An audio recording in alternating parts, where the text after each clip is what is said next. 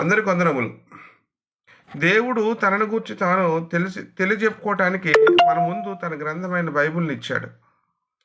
మానవుడు దేవుని తెలుసుకోవడానికి మానవునికున్న జ్ఞానం పనికిరాదు. మానవుకున్న జ్ఞానం ఈలోక సంబంధమైంది, శరీర సంబంధమైంది.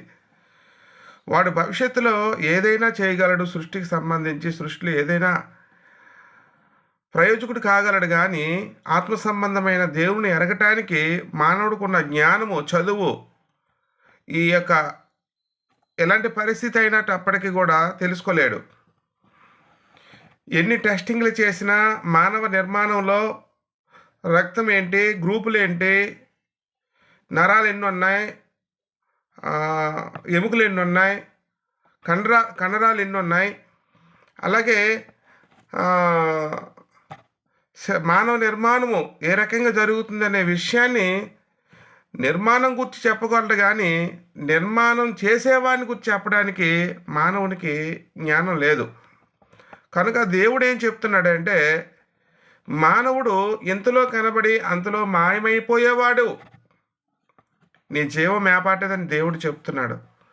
మానవ జ్ఞానము నీ మరణం గురించి చెప్పలేదు, నువ్వెప్పుడు చనిపోతావో దేవుడు చెప్తాడు.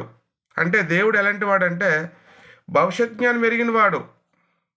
రేపేమి సంభవిస్తుందో నీకు తెలియదు అని దేవుడు చెప్పాడు. కనుక మానవుడు రేపటిని గూర్చి భవిష్యత్తులో నేను ఎలా ఉండాలి అలా ఉండాలని ప్రయత్నాలు చేసి తాను ఎన్నెన్నో ప్రయత్నాలు చేస్తూనే ఉంటాడు. కానీ మానవుడు చేసిన ప్రయత్నంలో ఏమాత్రము కూడా వాని జీవితము అలా ఉంటుందని చెప్పుకోవడానికి అవకాశం లేదు. ఎందుకంటే మానవుడికి దేవుడు అన్నిటిని ఇచ్చాడు. కానీ తనను గురించి తాను తెలుసుకోవాల్సిన అవసరత ఉన్నప్పటికీ కూడా తాను పొందుతున్న శరీర సంబంధమైన ఈ లోక సంబంధమైన సుఖ సంతోషాల కొరకు, సుఖభోగముల కొరకే బ్రతుకుతున్నాడు తప్ప ఆప్యాయత, అనురాగము, దేవుని నుండి వచ్చిన యొక్క కృపను పొందుకోవాలని ఒక ఆశ కానీ మానవుడికి లేకపోవడం విచారకరం.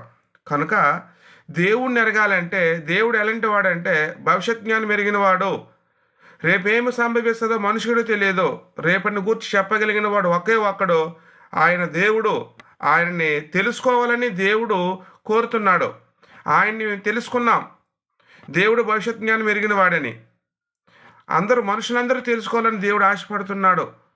మనుషులందరూ దేవుని పిల్లలు, దేవుని తెలుసుకోవాలని ఈ కొద్ది మాటలు చెప్తూ నా మాటలు ముగిస్తున్నాను. అందరికీ వందనాలు.